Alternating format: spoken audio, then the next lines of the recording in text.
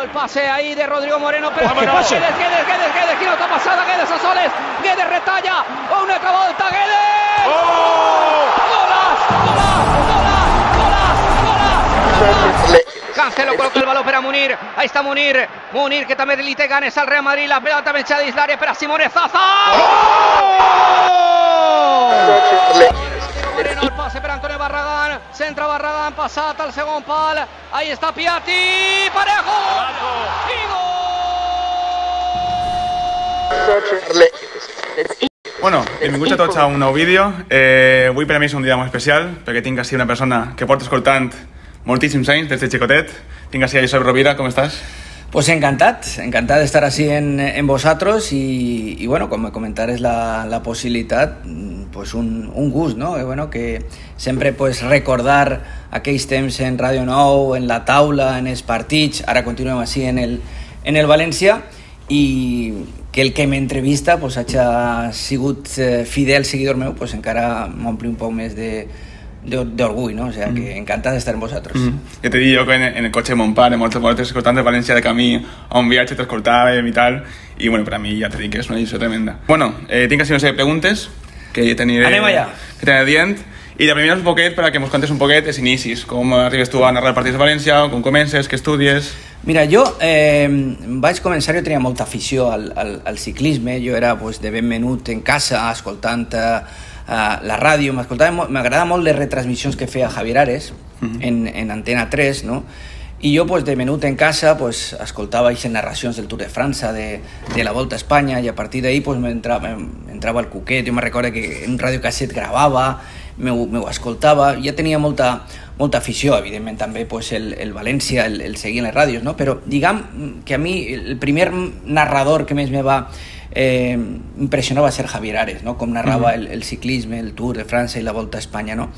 I ahí un poquet m'entra ixe cuquet, no? Jo després pues, bueno, ja vaig estudiar a Barcelona, encara no hi havia CEU així a València, i res, i curiosament les meves primeres aparicions van ser de speaker en el poble, no? Jo soc de Benifaió, de la Ribera, y bueno, pues venía una carrera entonces les carreres de ciclisme estaven molt de moda en els pobles, no? I ahí pues comencí de speaker, narrant ciclisme, i a partir d'ahí me contrataren per la Volta a Espanya, la Volta a la Comunitat Valenciana, i vaig començar un poc ahí, no? I després ja pues, comencí en Canal 9, en Ràdio Nou, pues, des de ben xicotet, o sea, des de lo més baix fins a arribar on vaig arribar, no? Jo me recordo que primer estava en el Punt a Punt, que era un programa entonces de tots els equips de futbol, jo donava pues, resultats, no? Fins després ja, pues, a poc, fins el 2000, que va ser quan jo vaig començar a fer el València. I això van ser els meus inicis, no? Des de lo més baix, que jo crec que això és el que te curtís i el que realment te fa un poc... Tens que saber, evidentment, i tindre una passió, com era la que tenia jo, però després tens que anar complint etapes, no? Per a saber, evidentment, que costa, que tot costa en esta vida, no? Pues això també costa, no? I bueno, això van ser els meus inicis. I com arriba el moment, perquè ara tu comences narrant ciclisme que has comentat, com arriba el moment en què narres el primer partit de València? Suposo que, bueno, tu eres de València de xicotet, tenies ja passió per València. Sí, els meus pares, els meus iaios són del València, jo pues, la recopa del 80 va marcar molt en Ricardo Arias, que era el tenint de comentarista en la ràdio oficial del València, imagina't, no? És un somni complit.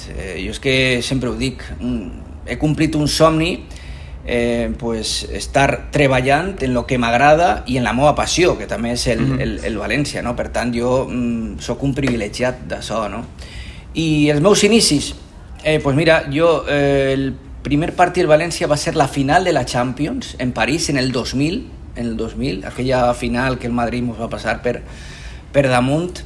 Pues mira, i aquella temporada, aquella era final de temporada, jo anava a començar ja en la següent temporada a narrar tots els partits de València, però eixa final la vaig narrar alternant en Luis Urrutia, que entonces era cap d'esports de Ràdio Nou, entonces vaig alternar eixa final.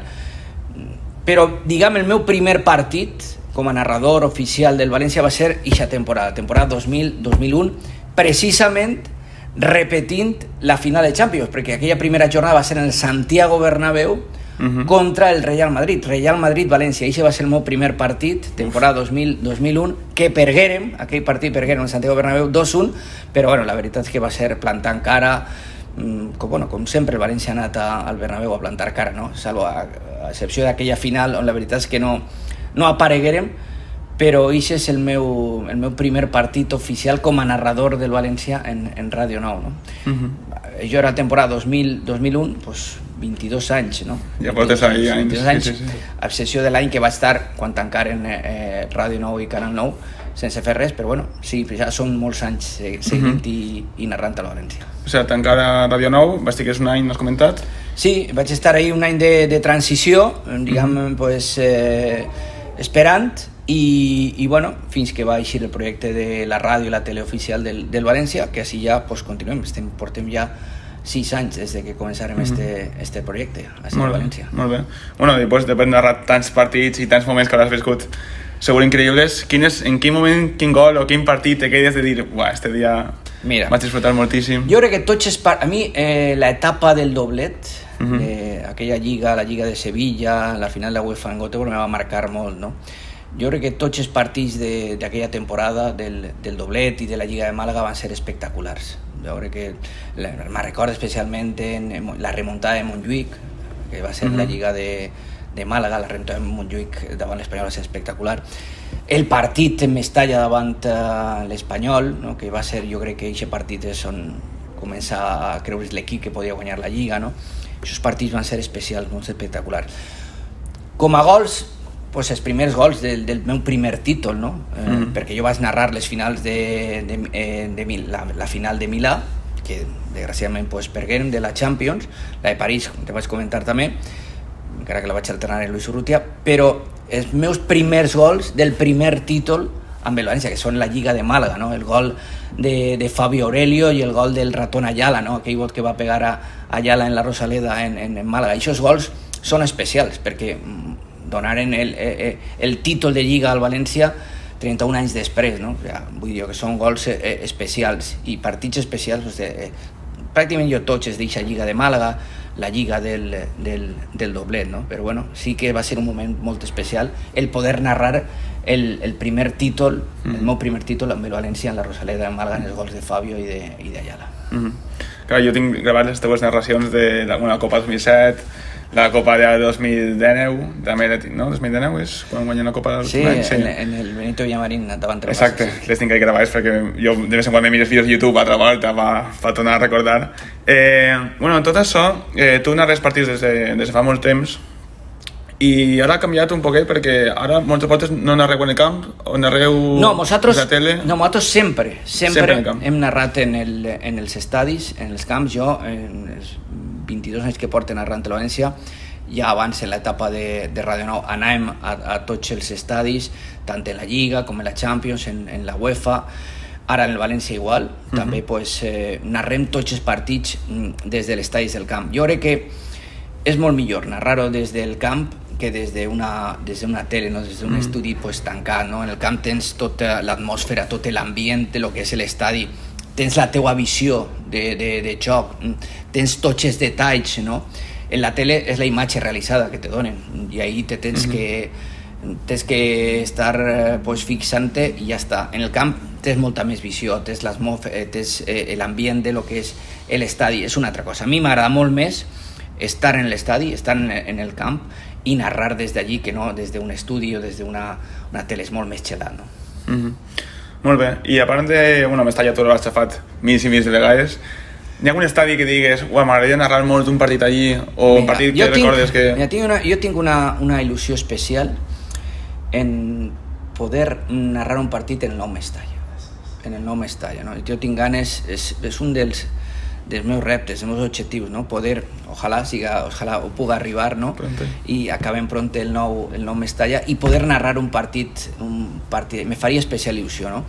Mestalla és Mestalla, és algo molt gran, no? Mira, jo he estat en grans estadis d'Europa, grans estadis, quan hem jugat Champions, UEFA Europa League, però Mestalla té algo especial. Mestalla, els grans partits de Mestalla, l'ambient de l'afició espentant, se me fiquen els pèls de punta de només pensar les grans nits de Mestalla. És que Mestalla hem viscut grans partits espectaculars, no?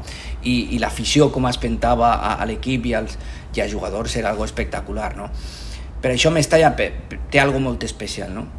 Reconeguem que hem estat en grans estadis. L'estadi, per exemple, de la Juventus és autènticament espectacular, no?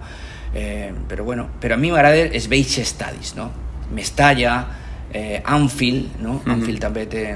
I aquests vells estadis tenen una atmosfera molt especial. Els estadis anglesos tenen una atmosfera molt especial perquè animen molt, perquè me recorden molt a Mestalla de l'ambient espectacular de la gent espentant, no? M'és molt enveja perquè jo soc molt fan de la Premier League, de la anglesa, i poder estar en aquests estadis té que ser espectacular, poder narrar inclús el València. Vale, la següent pregunta volia saber què té que tindre per tu, per exemple, un bon narrador, perquè jo moltes vegades t'escoltava i a mi m'agrada molt de tu que tu, per la personalitat que li donaves quan narraves, sabies en quina part del camp estaven... Jo crec que un bon narrador, primer que res, té que tindre una bona veu, i després saber mantindre eixa emoció, no? Saber plasmar el que passa. Sí, saber mantindre eixa emoció en un partit, que n'hi haurà partits que evidentment que són molt bons, però també n'hi haurà partits que són molt roïns, però el narrador el que no té que fer és fer-lo més roïn de lo que és el partit, perquè si el fa més roïn, pues acabes espantant a l'oient i als aficionats, no? Jo sempre me fico en la pell de l'aficionat que està darrere escoltant la ràdio i vull que me conte el que està passant en el terreny de joc, que me conte pues, de la millor manera, en emoció. Pues bueno, i si el partit és avorrit, pues jo ja sé que és avorrit, però per almenys mantindre eixa tensió fins al final, no? Jo crec que és molt important, no? I després, pues, jo crec que tots els narradors tenen el seu estil per a cantar un gol, com fer-ho, no? A mi el que no m'agrada és que el narrador xille, que un narrador o un locutor de ràdio o tele xille, que tu el notes que estiga xillant, a mi això no m'agrada, crec que no... A mi és una cosa que me crida molt l'atenció, el xillar. Tu has de mantindre el to de veu, un to de veu d'emoció, de tensió, però tens que saber que d'ahí no te pots passar, perquè si xilles, el xillar jo crec que no és bo, no? No acaba de ser pues, bo per a l'oient en aquest cas, no? Jo dic que quan t'escoltava crec que t'has fet molt bé l'emoció dels últims minuts o el patiment. Jo m'acordo que tu, quan el València guanyava 1-0, que sol passar, no sol patir el València, quan tu narraves que sento l'àrea, no sé, jo ho passava fatal, i crec que transmeties molt bé aquesta emoció que estava sentint en el camp. Sí, mira, jo sempre dic que els partits bons són fàcils de... Quan és difícil, quan té un partit roïn, és avorrit, no? Ahí és difícil, ahí quan té que el narrador traure un poc pues, els seus arguments, les seues explicacions, per a fer-lo entretingut. Bo no el vas a fer, perquè el partit és roïn, però per a fer-lo entretingut, no? Partits bons se narren a soles, no? Però els partits que són més fluixos, són més roïns, però menys que resulten entretinguts, perquè si no, al final, jo estic escoltant la ràdio, apague la ràdio i me'n vaig i ja està, no? Este és un soso. I això és el que jo sempre procuro, no? En tots els partits.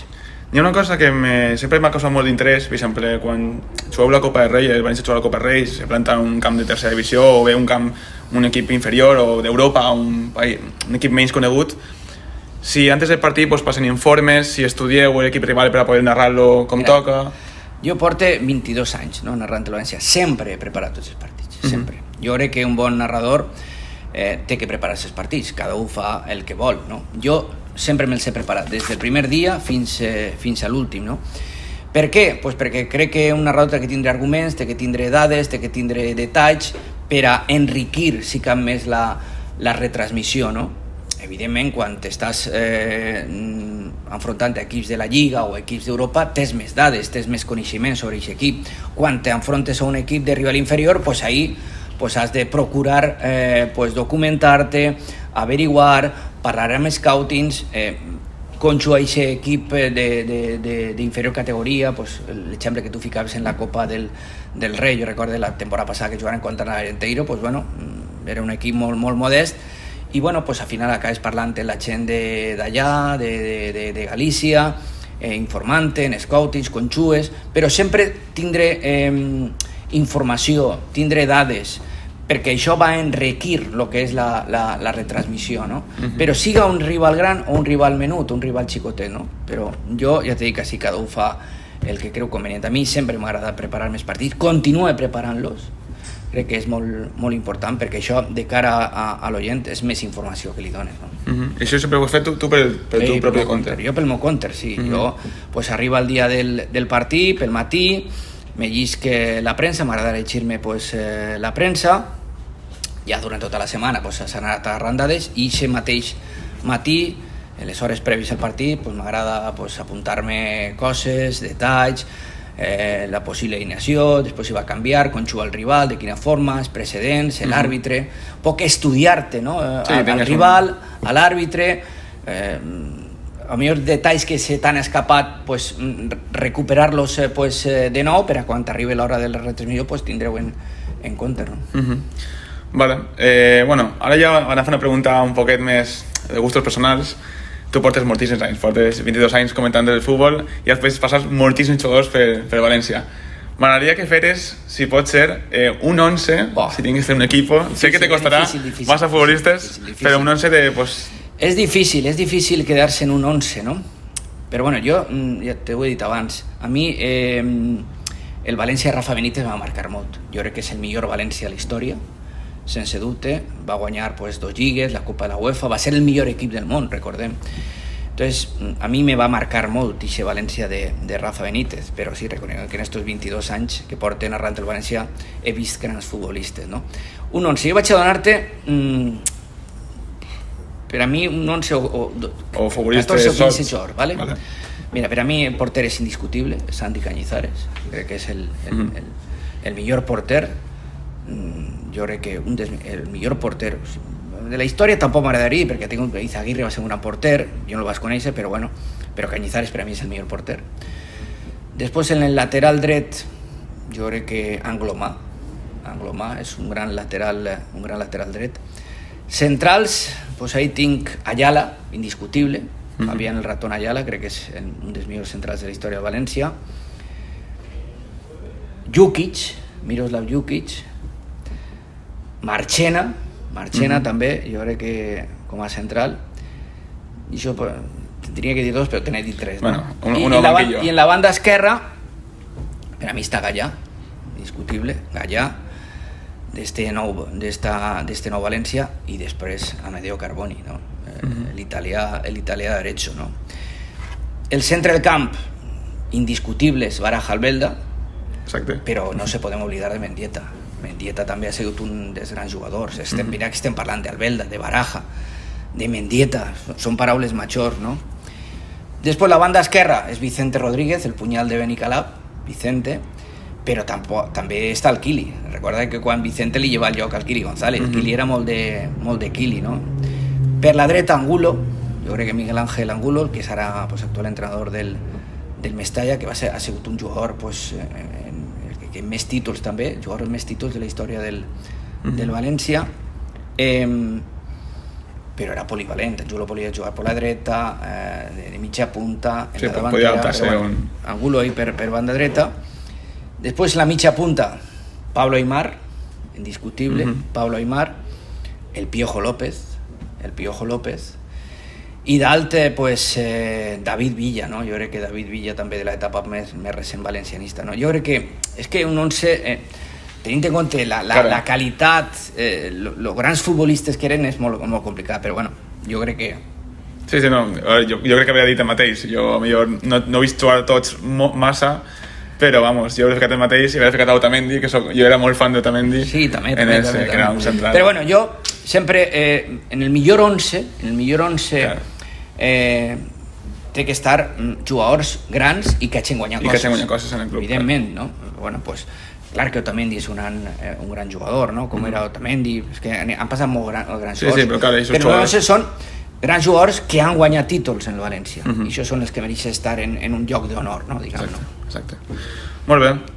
Bueno, la segona pregunta ja és un poquet del València, i és un poquet perquè el futbol ha canviat molt, està canviant molt, I era a veure com veies tu el futbol, com veus tu ara, què ha canviat? El futbol ha canviat molt, és de veres, ha canviat molt. El futbol s'ha anat professionalitzant, cada volta més. Jo recordo quan venia a la ciutat esportiva Paterna que podíem veure els entrenaments tots els dies, no? Ara això ja no passa, no?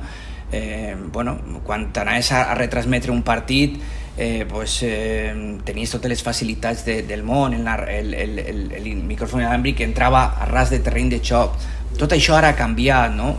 L'arribada de la Lliga, el futbol s'ha professionalitzat molt, els entrenadors també són més cuidadosos en el seu pla d'entrenament, en els seus plans de treball, no volen donar pistes als rivals, tanquen un poc els entrenaments, perquè ara en el futbol se coneix tot, se sap tot, no? I ara, com està tot tan estudiat i tan professionalitzat, l'entrenador el que no vol és mostrar cartes als rivals. Per això jo crec que se tanquen els entrenaments, encara que, per exemple, ara si Gattuso obri un dia a la setmana els entrenaments. Això depèn també de cada entrenador, però des que jo vaig començar, ara, evidentment ha canviat molt i canviarà encara més, però l'essència del futbol jo crec que no s'ha perdut, no? Crec que això continua estant ahí. El que passa és que tenim que anar amoldant-se a aquestes situacions, a aquests nous temps, com tot en la vida, passa, canvia, però bueno, i el futbol també, jo crec que també en algunes coses jo crec que per a millor, no? Per a millor. I bueno, en això estem. I tots aquests canvis que has comentat del futbol també venen lligats un poc de canvi de periodisme tota la vida. Han sorgit noves plataformes digitals com pujarem este vídeo a YouTube, Twitch, Luis Enrique ara està fent streaming en Twitch. Com ha fet això, què ha provocat aquestes noves plataformes en el periodisme de tota la vida, si t'ho has notat? Sí, és evident. Igual que estàvem parlant que el futbol ha canviat, s'ha professionalitzat més, també en el món del periodisme les noves tecnologies evidentment també estan un poc predominant, no? El canal ara de Twitch en Luis Enrique, que s'ha fet molt famós ara de streamer, no?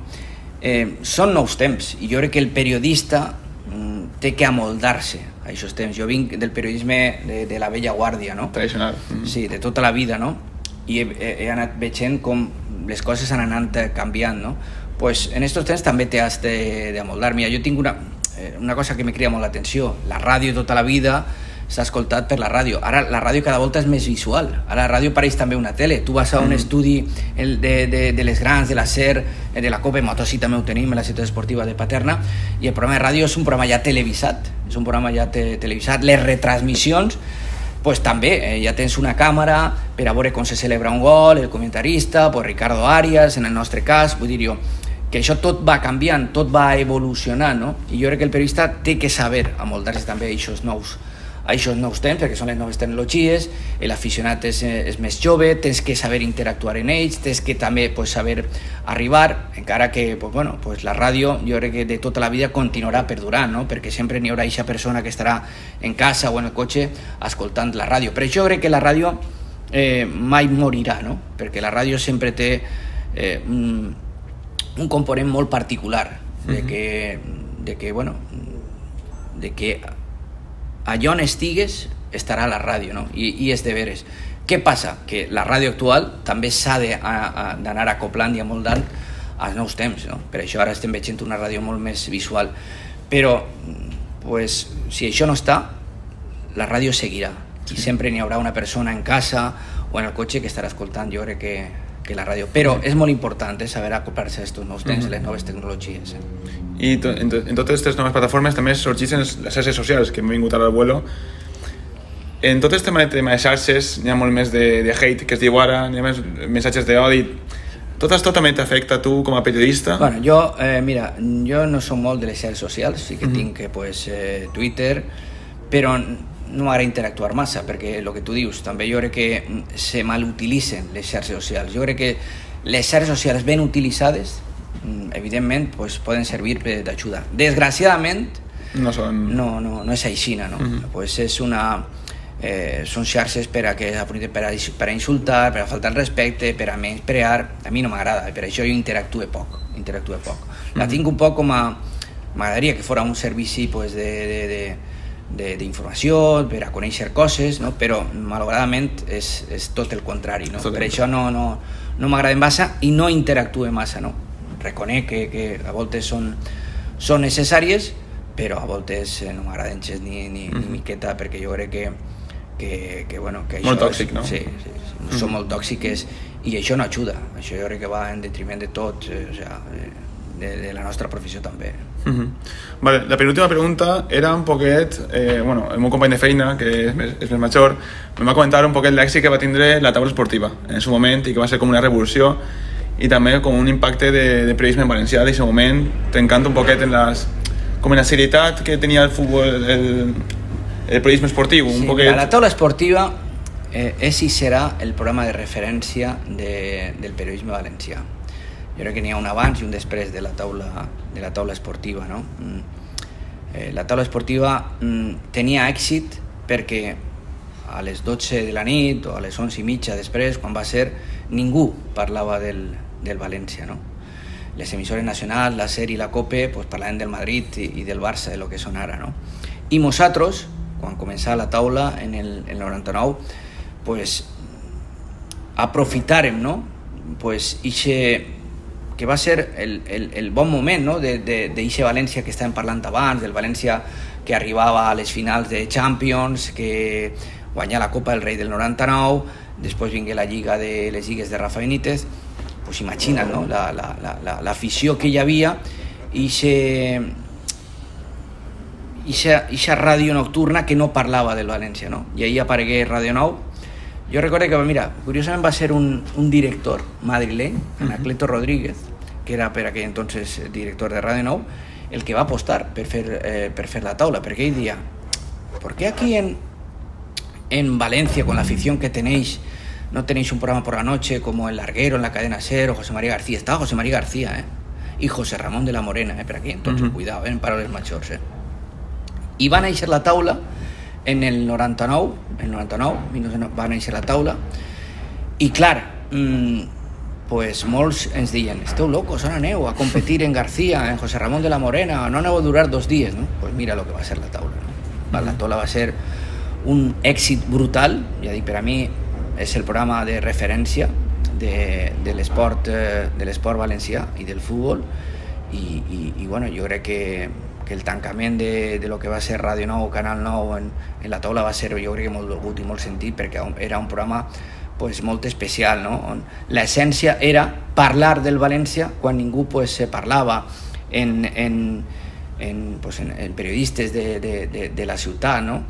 Després, quan tancà Canal Nou i Radio Nou, pues, vingueren molts imitar la taula, però no, realment jo crec que la taula és inimitable, tenia una essència molt particular. La taula ha tingut grans presentadors, però s'ha mantès sempre viva per la seva essència, perquè tu parlaves del València quan ningú pues, parlava i debaties assumptes del València quan ningú debatia en Madrid i en Barcelona, no? I ahir tingué una audiència pues, brutal. Jo per això l'èxit de lo que és la taula esportiva, no lo que va ser pues, la taula esportiva.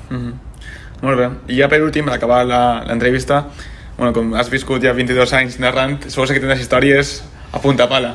Si vols contar una anècdota graciosa o algo... Mira, més que una... Mira, jo, ja que estem fent un repàs, no, a lo que són els meus 22 anys narrant el València, jo sí que vull tindre un record molt especial per al nostre company tècnic José Manuel Reina, que fa 2 anys es va deixar per Covid, no? I sí que vull recordar-lo sempre, no? Sempre que parlem, o sempre que parle de les meves retransmissions, sempre estava Reina, no? Al meu costat, a la dreta, a l'esquerra, darrere de mi, venia a tots els camps. Jo sense Reina no haguera sigut el que soc, evidentment, no? A voltes se centrem molt en els periodistes, en la repercussió que tenen, la fama o el prestigi, però darrere d'ells sempre n'hi ha persones, no? Que te fan pues, que pugues arribar o que pugues triomfar, no? I en aquest cas estava José Manuel Reina, que era el nostre company de so, que m'ha acompanyat sempre en els 22 anys que està narrant el València en Radio Nou, després ara sí en l'etapa del València Club de Futbol, i jo sí que vull recordar-lo sempre perquè són les figures anònimes que estan en una ràdio però que són molt importants per a que aquesta ràdio funcioni. Molt bé, pues això tancaríem l'entrevista. Crec que fem un repàs de tota la teva història.